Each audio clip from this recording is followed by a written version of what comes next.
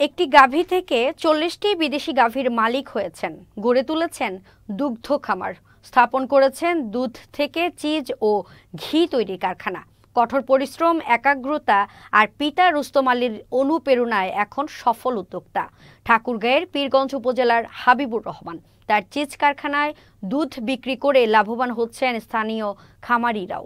পীরগঞ্জ থেকে বিষ্ণুপদ রায়ের তথ্য ও ছবিতে দেখুন ডেস্ক রিপোর্ট। 2008 সালে একটি বিদেশি জাতের গাভী পালন শুরু করেন ঠাকুরগাঁওয়ের পীরগঞ্জ উপজেলার বাঁশগাড়া গ্রামের হাবিবুর রহমান। সাফল্য পেয়ে ঠিক করেন দুগ্ধ খামার করবেন। সে বছরই ধার দেনা করে পিতা রুস্তম আলীর পরামর্শে স্বল্প পরিসরে কার্যক্রম শুরু করেন খামারে। পিতা পুত্রের পরিশ্রমে ক্রমেই বাড়তে থাকে খামারের পরিধি, গড়ে তুলেছেন চিজ ও ঘি তৈরির কারখানাও। একটা গাভী দিয়ে আমার খামার শুরু করি। একটা থেকে করতে করতে আমি 10-12টা যখন গাভী হয় তখন আমরা দুধ বিক্রি করতাম বাজারে। গত বছরের মে মাস থেকে আমি কারখানা শুরু করি। আমার এখন দুধ প্রোডাকশন নিজস্ব খামারে দুধ হয় প্রায় 200 লিটার, আর পার্শ্ববর্তী কিছু খামারের কাছ থেকে আমি দুধ নিই 1000-1200 লিটার দুধ নিয়ে আমি কাজ শুরু করি।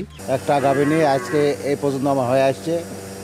আর চাকরির পিছনে না ঘুরে আমার মনে হয় বিদেশি গরু দুধের যে গাভীগুলা ডেয়ারি ফার্ম যেটা দুধ দহন করা যায় সেটাতে যদি এই ব্যবসা চালু করা যায় আমার মনে হয় চাকরি করতে হবে না। হাবিবুর রহমানের কারখানায় প্রতিদিনই উৎপাদিত হচ্ছে প্রায় 1 থেকে 150 কেজি চিজ, যেখানে প্রয়োজন হয় 1000 থেকে 1500 লিটার দুধ, যার যোগান আসে আশপাশের খামার থেকে। ফলে উপকৃত হচ্ছেন স্থানীয় খামারিরাও। চিজ কারখানা এবং খামারে কর্মসংস্থান হয়েছে স্থানীয় শ্রমিকদের। প্রতিদিন আমরা এখানে 1 থেকে 150 কেজি চিজ উৎপাদন করি।